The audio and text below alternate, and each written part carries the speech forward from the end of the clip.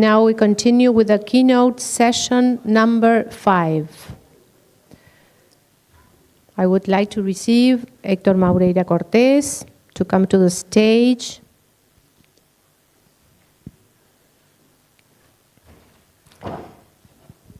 He's going to present effects of droughts on rural drinking water sources in LAC and considerations on alternative source options. Mr. Maureira is Project and Research Unit Manager of the Regional Water Center for Arid and Semi-Arid Zones of Latin America and the Caribbean, a UNESCO Category 2 center located in La Serena, Chile. He's an environmental civil engineer from the University of La Serena with a magister degree in environmental management at Católica del Norte University. The floor is yours. Okay, thank you. Good afternoon, everyone. Happy to be here. I will talk a little bit in a general way, effects of drought in water sources for different uses in LAC, and some considerations. Okay, part of my presentation considers a brief introduction, drought in Latin America and the Caribbean, impact of drought in water sources, and finally, alternative sources to cope with drought. First of all, worldwide, usually floods are the most common type of disaster, and accounting for 44% of total events. Yeah. Meanwhile, drought only represents 5% of it. This is a study made in the last 20 years. However, in terms of impact, for example, drought, I insist, worldwide, affect 1.4 billion people. So this could be explained in terms of duration. A drought does not last minutes or hours. It may last days, months, or years. So based on this example, we may take some a few cases in Latin America. In the Chile case, in this picture, each dot represents a meteorological station, indicating that in more than 3/4 of the stations along central Chile, for every year, it conforms this what we last time known as a mega drought. Besides an impact in water resources, it could also cause deterioration in non-irrigated vegetation and also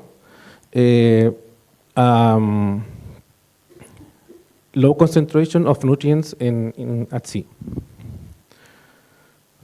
Another example is located in La Guajira, Colombia, that faced a drought in the 2012 to 2016, based in this drought indicator, SPI6, where some consequences of it was an increase of child mortality in the Wayuu community.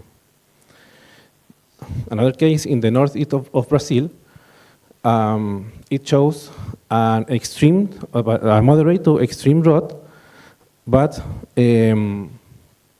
it increased during the 2012 to 2019. And some impact associated with this situation was crop losses, decreased forest cover, and low inflows to reservoirs. In the Central American Dry Corridor, that also is a region that receives less rainfall comparing to its neighbors. That also includes the country of Guatemala, El Salvador, and Nicaragua. Had a mega drought in the years 2015 to 2019. So they also faced crop losses and also migration.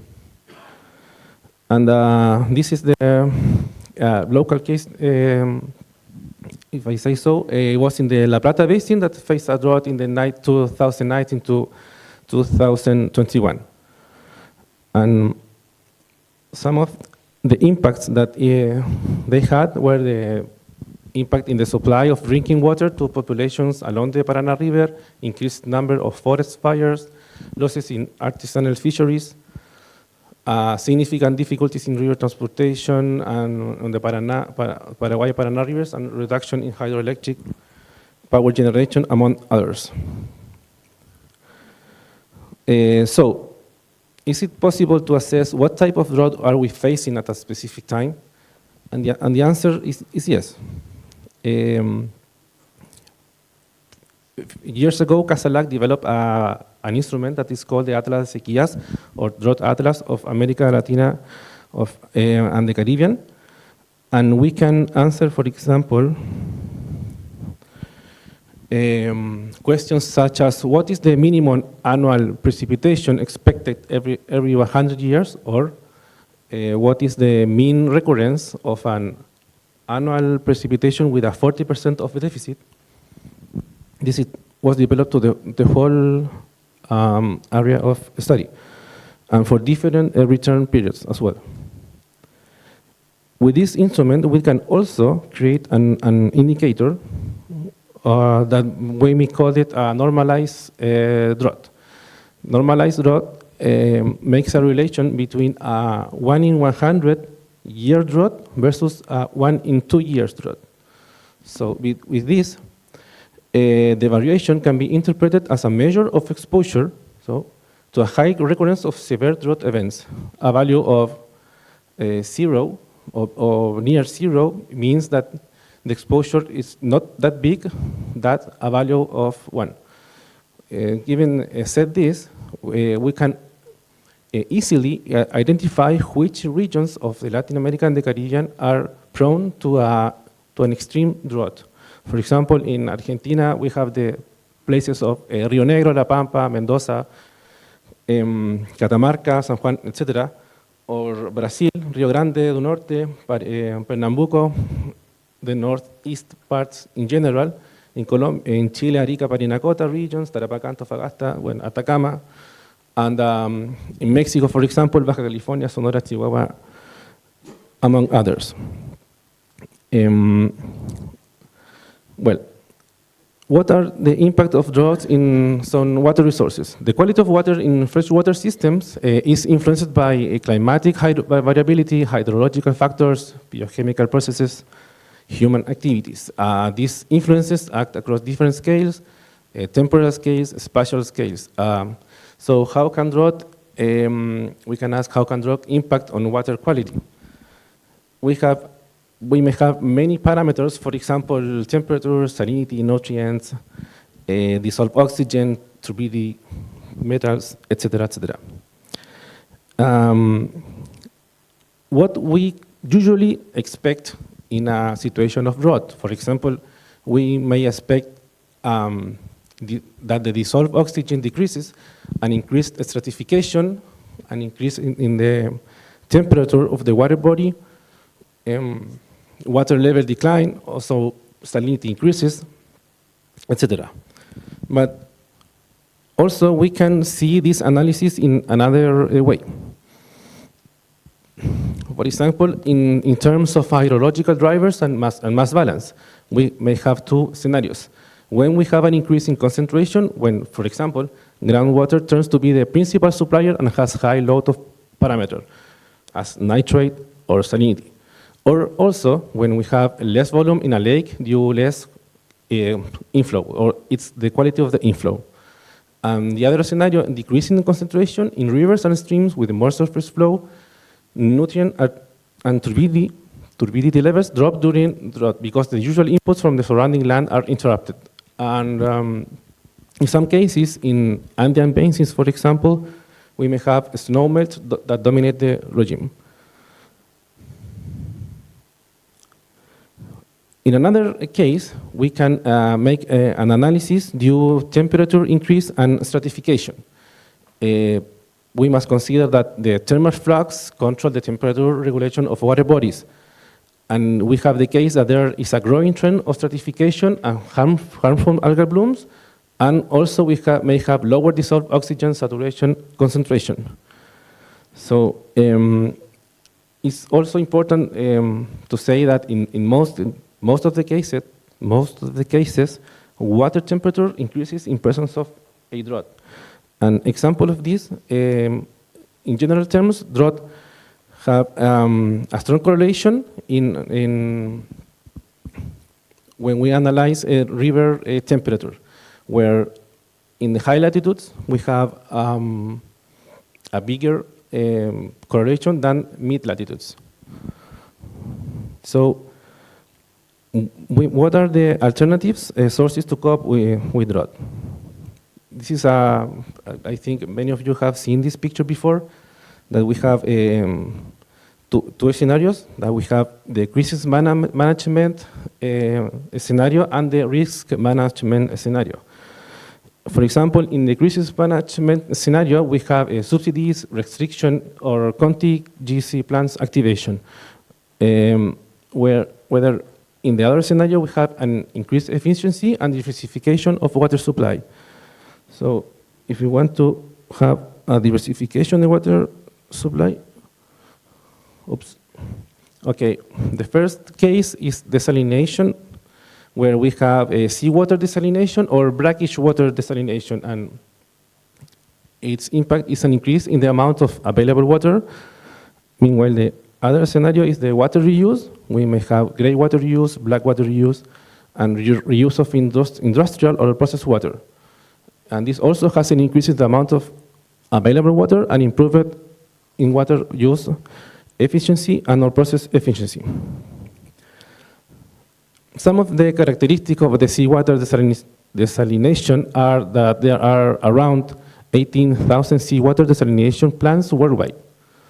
Okay. Another characteristic is that more than 300 million people depend on this water for drinking as well as for agricultural and industrial production. In Latin America and the Caribbean, Mexico has over 400 plants, Chile has 25, Peru 8, Colombia 2, and Argentina 2. We'll continue.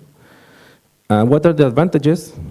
We have a safety sourcing quantity, proven technology, low impact in greenhouse emissions. Some disadvantages are the high investment costs, high energy consumption, whether their solution is that we have greater benefits and renewable energy use in terms of energy consumption. These are some pictures of a project CAZALAC developed in an island where people could drink tap water by means of taking water from the sea and activating their reverse osmosis plant with solar panels or solar energy. In terms of water reuse, it is less widespread than seawater desalination. Approximately 360 billion cubic meter of wastewater is produced on the planet.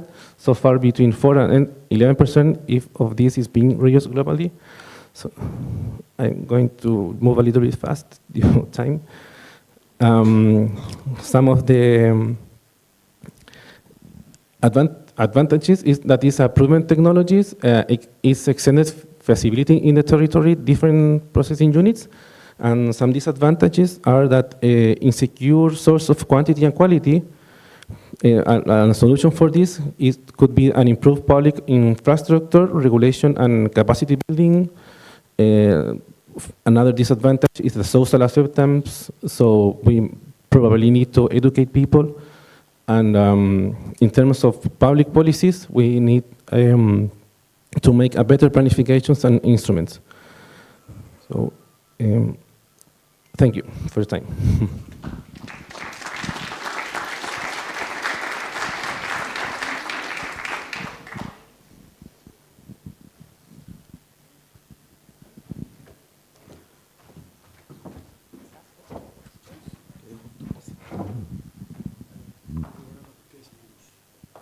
Thank you very much. Any questions?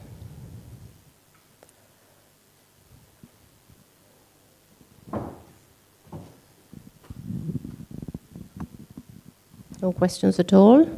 Well, thank you very much then.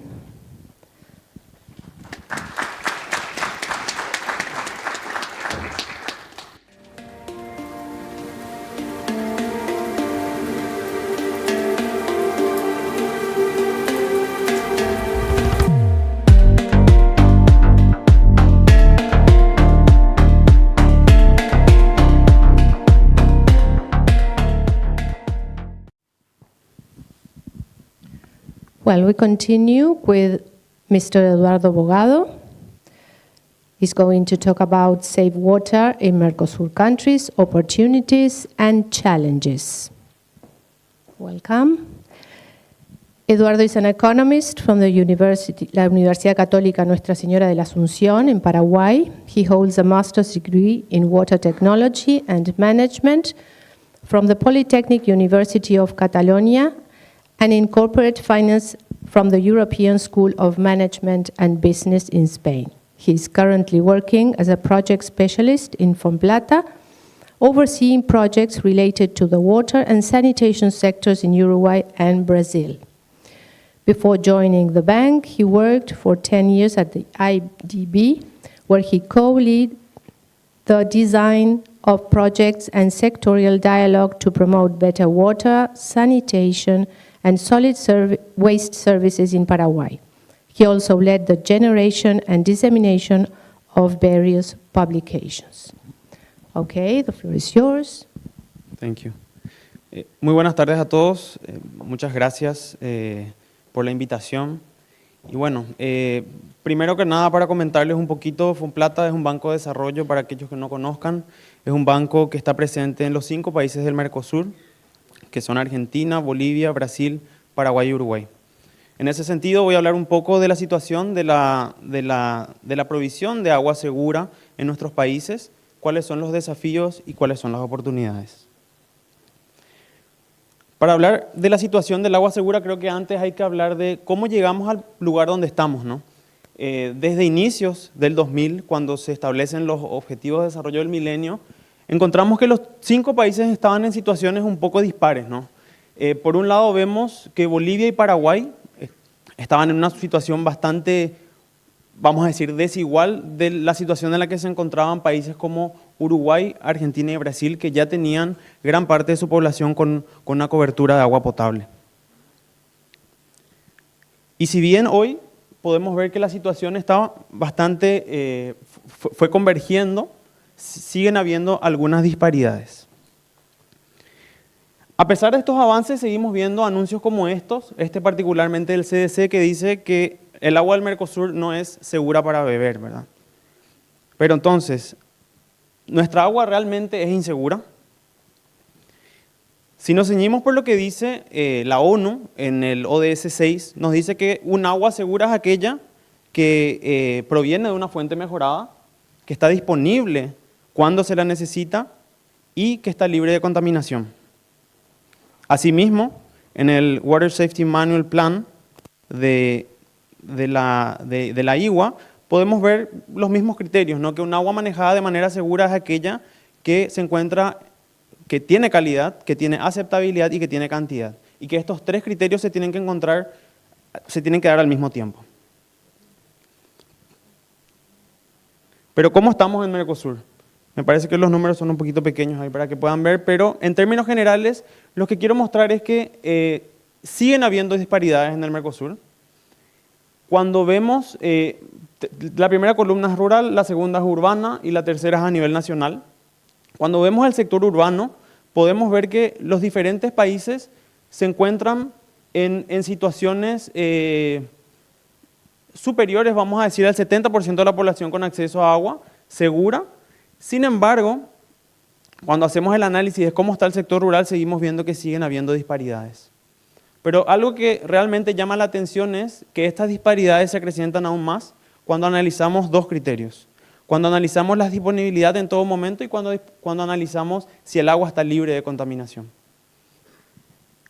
Para hablar de un caso específico de mi país, Paraguay, podemos ver que en el sector urbano, el 72% de las aguas que se beben están libres de contaminación. Sin embargo, vamos al sector rural y apenas el 51% de estas aguas están libres de contaminación. O sea, tenemos en el mismo país 20% de brecha, ¿verdad? 20 puntos porcentuales, lo cual no es una situación muy diferente a la que se presenta en América Latina, en donde del agua urbana, de los servicios urbanos de agua segura, el 84% están libres de contaminación, mientras que en el sector rural apenas el 53%. En términos generales, entonces, encontramos grandes disparidades, o sea, si bien las disparidades en el sector, en términos de acceso, ya no son tan marcadas como hace 20 años, siguen habiendo disparidades entre el sector urbano y rural.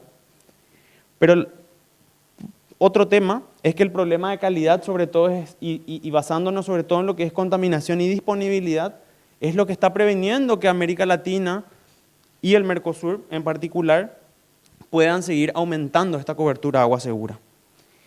Y la otra situación, como les comenté, es que si analizamos sector urbano y rural, es el sector rural el que más está sufriendo esta falta de disponibilidad y esta falta de calidad. Sin embargo, vemos que nuestros países tienen diferentes metas, ¿no?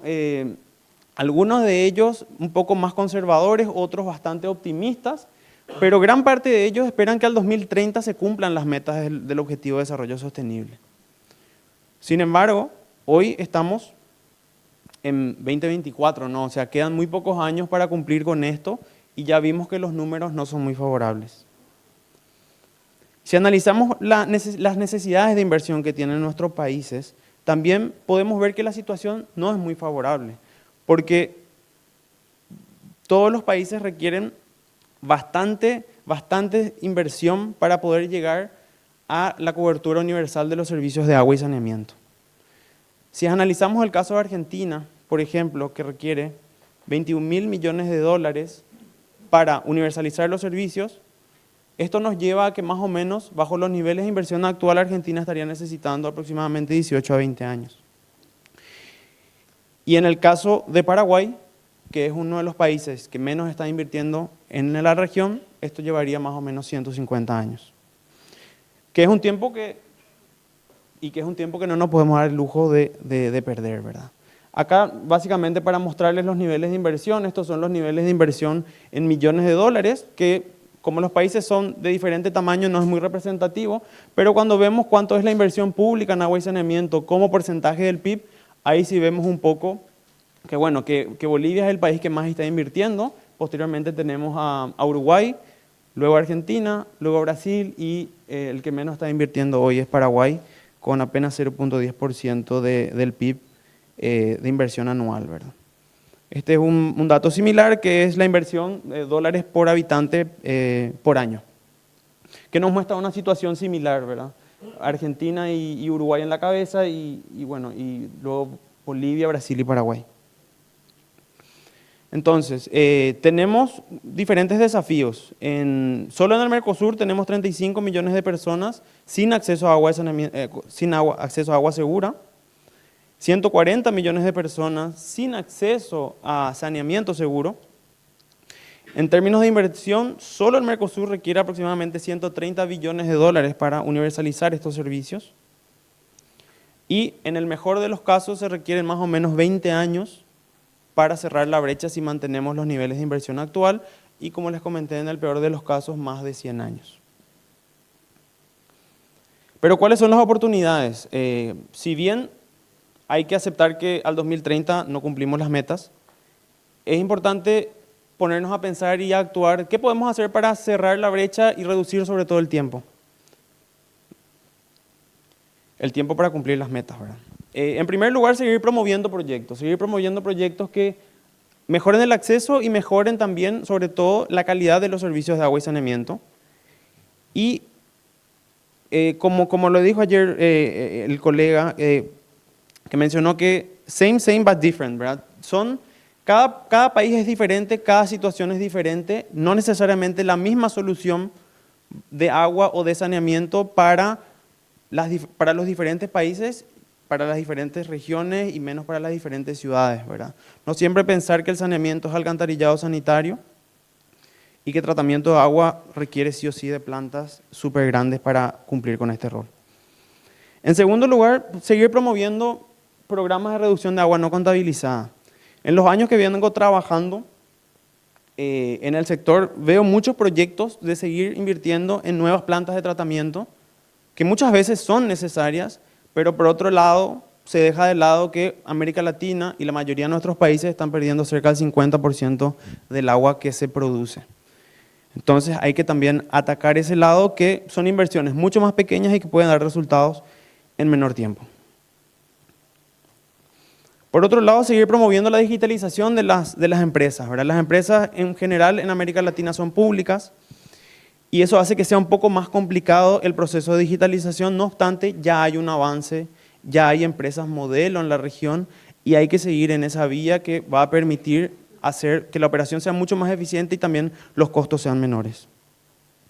Y por último, algo que siempre repito, y que me pone muy contento ver tantos profesionales jóvenes y gente con muchas ganas de mejorar la situación, no solo de sus países, sino también de sus regiones y del mundo, de seguir promoviendo la participación y la capacitación de profesionales en este tipo de, en diferentes proyectos, ¿verdad? El sector de saneamiento, como le mostré, solo en MERCOSUR requiere 130.000 millones. ¿Será que tenemos la gente suficiente para trabajar en estos proyectos y cerrar estas brechas, ¿verdad? Hay que seguir trabajando en la formación y sobre todo dar oportunidades a todas las personas. Y no solo hablar desde el punto de vista de ingeniería.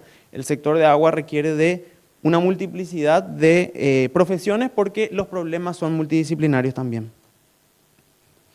Y para ir cerrando, quiero comentarles un poco qué es lo que estamos haciendo como FONPLATA para ayudar a Uruguay a cerrar la brecha en términos de agua y saneamiento. Si bien tenemos proyectos en 4 de los 5 países, proyectos de agua y saneamiento, solamente voy a hablar de Uruguay para no extenderme tanto. En primer lugar voy a hablar del programa para mitigar los impactos de la emergencia hídrica de Uruguay, ¿verdad? Este es un proyecto que surgió el año pasado. Como ya se habló bastante en el evento y la mayoría sabe, el año pasado Uruguay sufre una de las principales crisis o la peor crisis hídrica en la historia, ¿verdad? Que afecta una de las principales fuentes de agua potable, que es el río Santa Lucía, afectando a la totalidad de la población del área metropolitana de Montevideo, ¿verdad? Que son 1.8 millones de personas. A junio del 23, Paso Severino, que es una de las principales o la principal reserva de captación de agua del país, se encontraba con apenas 2.5% de capacidad y la de Canelón Grande ya estaba totalmente seca, ¿no? Esto hace que el 19 de junio se establezca el decreto de emergencia dentro del área metropolitana de Montevideo. Es en ese momento que el gobierno de Uruguay y la OCE, hay un contacto con FONPLATA para apoyar un proyecto porque la idea era que la afectación mínima dentro del servicio de agua potable, agua de consumo humano sobre todo, entonces se financia un proyecto, este es un proyecto de 60 millones de dólares que tiene 2 etapas. Una primera etapa que ya está culminada, que estaba sobre todo relacionada a obras de rápido impacto para reducir las afectaciones de la crisis hídrica. Y en segundo lugar, una segunda etapa de 20 millones ya con medidas más de mediano y largo plazo, medidas más preventivas que correctivas para que se pueda aumentar la resiliencia del servicio, ¿no? Para que eventualmente, si llegase a ocurrir de nuevo este tipo de eventos, la afectación sea menor. Con este programa se esperaba beneficiar a la totalidad de la población del área metropolitana de Montevideo. En segundo lugar, tenemos un programa que es el programa de universalización del saneamiento en Uruguay. Este es un programa bastante importante para el país, para el gobierno y también para el banco, ¿no? Porque es una apuesta muy grande que Uruguay está haciendo para aumentar el saneamiento en el país. Acá partimos de una situación en que el país tiene aproximadamente 43% de cobertura de saneamiento seguro y tenemos los diferentes desafíos, ¿no? Está el desafío grande que es llevar el saneamiento a muchas áreas del país que probablemente estuvieron relegadas durante un tiempo, porque gran parte de las inversiones que se hizo estuvieron muy enfocadas en el área metropolitana de Montevideo, haciendo que hoy Montevideo sea una ciudad modelo desde el punto de vista de la cobertura en términos de saneamiento seguro, ¿no? Entonces está el desafío, ese es el desafío. En segundo lugar, bueno, aumentar y mejorar la capacidad de tratamiento de las plantas de tratamiento de efluentes domésticos. Y en tercer lugar, aumentar la cobertura del saneamiento, de la conexión al alcantarillado. En Uruguay, como en varias partes de América Latina, está la problemática de que, bueno, la gente, por más que exista el servicio, no se conecta a la red por diferentes motivos, muchas veces relacionados a limitaciones financieras. Este proyecto tiene como objetivo, es un proyecto de 325 millones de dólares, es un proyecto que tiene como objetivo aumentar la cobertura de saneamiento de la red de alcantarillado, aumentar la construcción de plantas, que son plantas en algunos casos compactas, que se pueden construir rápido y de fácil mantenimiento, y aumentar la conectividad en 57.172 nuevas conexiones. Y para solucionar la problemática de la falta de conectividad a la red, se tiene previsto financiar alrededor del 20% de las conexiones intradomiciliarias, sobre todo para aquellas viviendas que tienen algún tipo de vulnerabilidad, ¿verdad?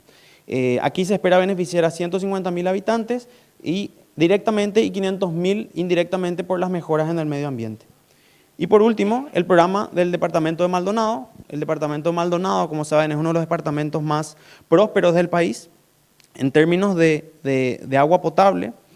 Y si bien es próspero, mucha inversión, o sea, el sistema sigue teniendo algunos problemas bastante básicos.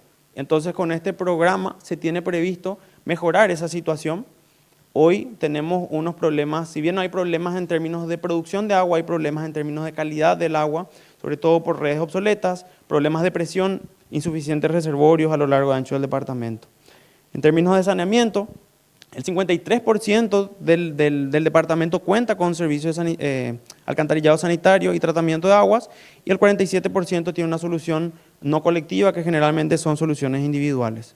Y por otra parte, la planta de tratamiento de San Carlos, que es una de las plantas más importantes del departamento, se encuentra sobrepasada en su capacidad, lo cual hace que muchas de las aguas que lleguen a esta planta se vayan directamente al arroyo Maldonado sin tratamiento. Este proyecto, que es un proyecto de 55 millones de dólares, tiene previsto construir una nueva planta de tratamiento, convertir la actual planta de tratamiento en una estación de bombeo, aumentar la cobertura de alcantarillado sanitario y mejorar también todo el sistema de agua potable a través de inversiones en redes, estación reductora de presión, como así también reservorios en diferentes partes del departamento. Los beneficiarios aproximados son de 160.000 habitantes en términos de agua potable y 44.000 habitantes en términos de saneamiento. Para finalizar, entonces FONPLATA hoy cuenta con 3 programas en Uruguay que totalizan 440 millones de dólares y que en términos de beneficiarios se espera llegar a aproximadamente 2 millones de habitantes en lo que se refiere al servicio de agua y 200.000 habitantes en lo que se refiere al saneamiento. Muchas gracias. Desde FONPLATA agradecemos bastante la participación, la invitación al evento. Sabemos que es un evento de alta envergadura en lo que significa el sector de agua y saneamiento. También para mí, como profesional, es un orgullo. Y nada, muchas gracias a la OCE, muchas gracias a la facultad. También como FONPLATA agradecer al gobierno y nada, como la idea es seguir avanzando, seguir cerrando brechas y seguir llevando siempre el desarrollo más cerca de la gente.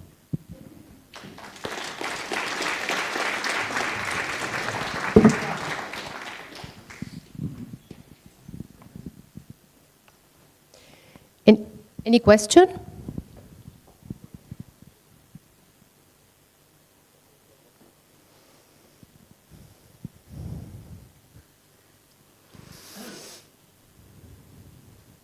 No questions at all? Thank you very much.